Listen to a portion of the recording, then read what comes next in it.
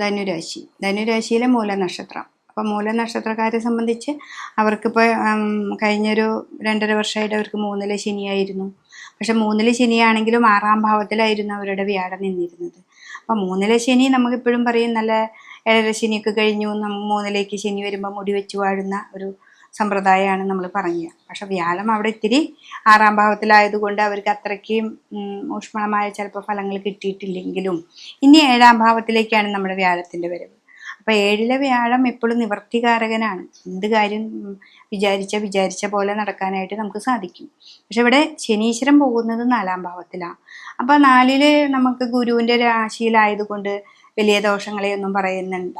കണ്ടകശനിയാണ് എങ്കിലും ആ വ്യാഴത്തിൻ്റെ ക്ഷേത്രത്തിലല്ലേ, ആ വ്യാഴം നിൽക്കുന്നത് 7-ാം ഭാവത്തിലും കൂടിയിട്ടാണ്. അപ്പം അതുകൊണ്ട് ശനീശ്വരനേക്കാൾ ഇത്തിരി കൂടി നന്നായിട്ട് കാര്യങ്ങൾ ചെയ്തു തരാനായിട്ട് നമ്മുടെ ഈ വ്യാഴത്തിന് പറ്റും. അപ്പോൾ വിഷ്ണു ക്ഷേത്രത്തിൽ നന്നായിട്ട് പോവാം. പുറത്തേക്ക് പോകുന്ന കുട്ടികൾക്കാണെങ്കിലും വലിയവർക്കാണെങ്കിലും തടസ്സങ്ങളില്ലാതെ മുന്നോട്ട് പോകാനായിട്ട് സാധിക്കും. അതേപോലെ തന്നെ നമുക്ക് വാഹനാദികൾ മേടിക്കാനോ വീട് മേടിക്കാനോ അങ്ങനെയൊക്കെ പറ്റുന്ന ഒരു നല്ലൊരു സമയമാണ്. നമ്മൾ പ്രതീക്ഷിക്കാതെ നമുക്ക് ധനം കിട്ടുന്ന ഒരു സമയമാണ് 7-ാം ഭാവത്തിൽ വ്യാഴം വരുമ്പോൾ. പിന്നെ 4-ാം ഭാവത്തിൽ ശനിയാവുമ്പോൾ നമ്മളത് വളരെ എന്ത് കാര്യം ചെയ്യുമ്പോഴും പുതിയൊരു വീട്, അപ്പോൾ നമുക്കെല്ലാം ഭംഗിയോടുകൂടി ചെയ്യാനൊക്കെ ആയിട്ട് നമുക്ക് സാധിക്കും.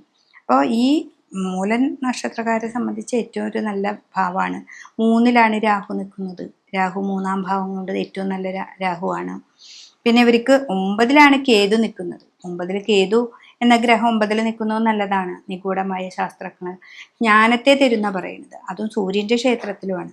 അപ്പം നമുക്ക് പുതിയ പുതിയ അറിവുകൾ ഉണ്ടാക്കി തരും. അപ്പോൾ മൂലനക്ഷത്രക്കാർ ഈ ധനുരാശി ഏറ്റവും നല്ലൊരു സമയമാണ് ഈ ഒരു വർഷഫലം കൊണ്ട് നമ്മൾ ഉദ്ദേശിക്കുന്നത്. അപ്പോൾ ഇവർ ഏറ്റവും നന്നായിട്ട് ഈ ശനീശ്വരൻ മാത്രമാണ് 4-ാം ഭാവത്തിലുള്ളത്. അപ്പോൾ ശനിയെ നന്നായിട്ട് ഭജിക്കുക. ലഗ്നാധിപനായിരിക്കുന്ന വ്യാഴം 7-ൽ നിൽക്കുന്നുണ്ട്. പിന്നെ 4-ാം ഭാവത്തിലുള്ള ആളും 7-ലാണ് നിൽക്കുന്നത്. അപ്പോൾ നന്നായിട്ട് ശനീശ്വരനെ ഭജിക്കുക. വിഷ്ണു ക്ഷേത്രത്തിൽ പോവാം. നവഗ്രഹങ്ങളുടെ അമ്പലത്തിൽ പോയിട്ട് പറ്റത്തക്ക വഴിപാടുകൾ ചെയ്യുക.